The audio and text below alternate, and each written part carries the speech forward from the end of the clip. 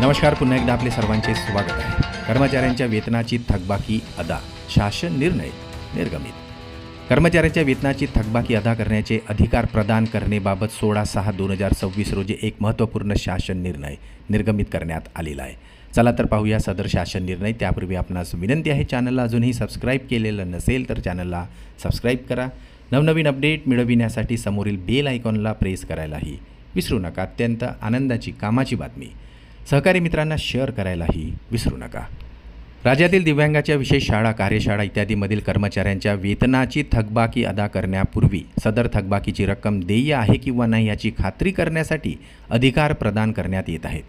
वित्तीय अधिकार नियमानुसार मुख्य कार्यकारी अधिकारी, जिल्हा परिषद, जिल्हाधिकारी, मुंबई शहर आणि उपनगरांना थकीत वेतन अदा करण्याचे अधिकार प्रदान करण्यात आलेले आहे. तसेच मुख्य कार्यकारी अधिकारी, जिल्हा परिषद यांनी मुख्य लेखा व वित्त अधिकारी यांच्यामार्फत तपासणी करून थकीत वेतन निधी वितरित करण्याचे निर्देश देण्यात आले आहे. तसेच मुंबई शहर उपनगरकरिता जिल्हाधिकारी यांनी लेखाधिकारी यांच्यामार्फत तपासणी करून थकीत वेतन प्रस्तावास मंजुरी देण्याचेही निर्देश देण्यात आलेले आहे.